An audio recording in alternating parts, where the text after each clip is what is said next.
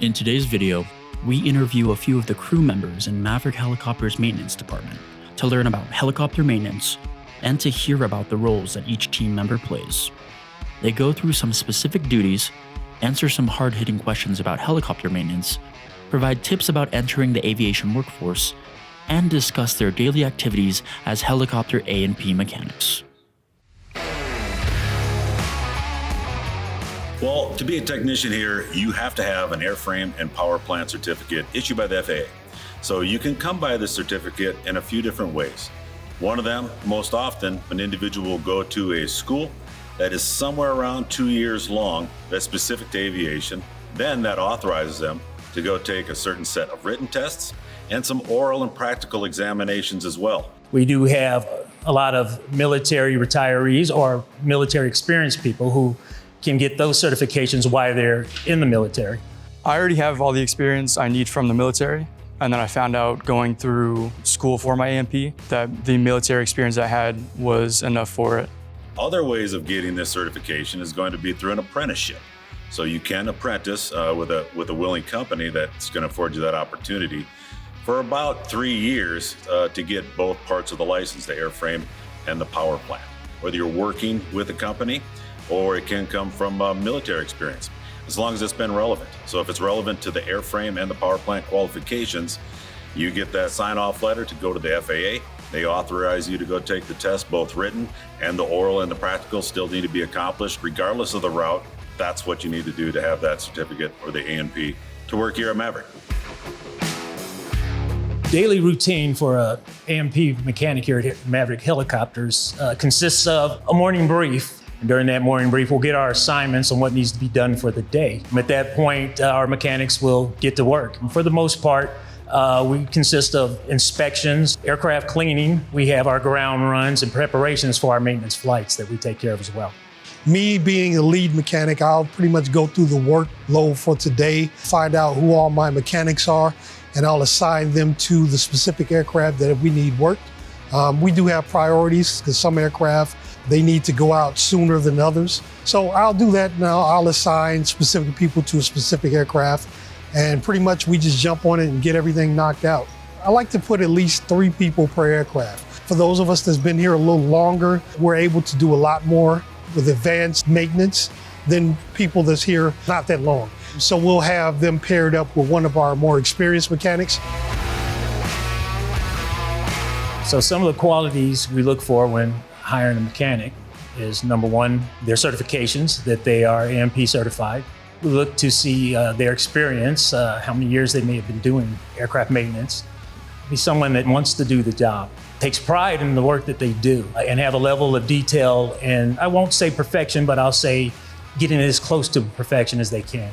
Pay attention to details. Avoid silly mistakes. Double check your paperwork. Double check your work.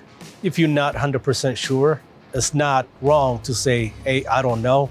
What makes a good maintenance technician is someone that can listen, someone that can ask questions, someone that can try as hard as they can. The best mechanics are people that can basically take direction, listen to what's going on, and try their hardest to make it happen. And that's all we can expect. Safety is taken extremely seriously here. Whether it be maintenance or flight operations, being able to be very good at what we do and not cut corners, take the time necessary, which I think is something that sets us apart as well. So by everybody striving individually to do a great job at their job and be accurate 100% and strive for that high level of safety and quality and maintain that standard, we are going to be successful. Here at Maverick, we're provided as mechanics personal protective equipment as far as gloves for handling chemicals, as well as masks, hearing protection, eye protection. Maverick holds safety as a high standard for us mechanics. So as our safety standards go, it filters into our customers' experience here. We want to make sure that our job is done correctly so that our customers can enter and exit the aircraft. We take safety as if our own families were going to be flying on these aircraft. Our facility is approximately 15,000 square feet. That provides us enough room to work on 6 aircraft at the same time without having any interference between them. This bay in particular, it's pretty good because it's pretty much climate controlled. During the winter months, it's pretty warm. During the summer months, which out here in Vegas can get pretty nasty, but it's air conditioned. If you're comfortable, then you're able to do your maintenance a lot better. Here at Maverick, we focus on 130 helicopters. The 130 is a lot simpler, easy to troubleshoot, easy to work on. One of the main reasons that we do operate it is because it's a wider cabin, so it affords more space for the passengers that are riding within it. We can carry 7 people and the pilot all at one time in this helicopter. It also has slightly elevated seating in the back, so it gives us more of a stadium feel. And there's a lot of transparent panels. So it's just a really good aircraft for trying to do sightseeing or flight scene tours as we do here at Maverick. The 130s are definitely a lot easier to work on. There's a lot less going on to get the same job done. There's a lot of extra space around everything, so you can take things out without having to remove the entire aircraft. One of the main challenges we have, our aircraft tend to come in every 2 to 3 days, but we do have enough personnel and experience to be able to press through with those inspections required. Biggest issues I would say for helicopters in particular is vibration analysis, because there's so many moving parts, whereas like for regular fixed wing aircraft, it's just pretty much just the skin of the aircraft and the engines. For helicopters, you have a lot of spinning parts, such as the main rotor head, the tail rotor, the drive shafts. So because everything is spinning like that, you have a potential for vibrations. Advice I would have for people that want to get into the field, it is a very rewarding experience.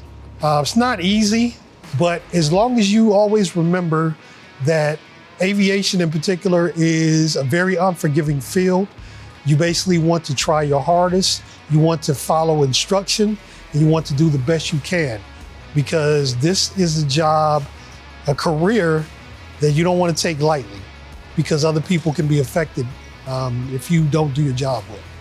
You have to have a passion to work on helicopters. And I've done this for a while, and I worked on fixed wings, and I love helicopters. And make sure you're very passionate about what you're doing. Always strive to be better every day. Pay attention to the little things, try to do them all right and correctly, and it's going to take care of itself after that. But if you're trying to improve yourself at all times, I think that lends itself to hard work, and work ethic, I think, is important to be able to be successful.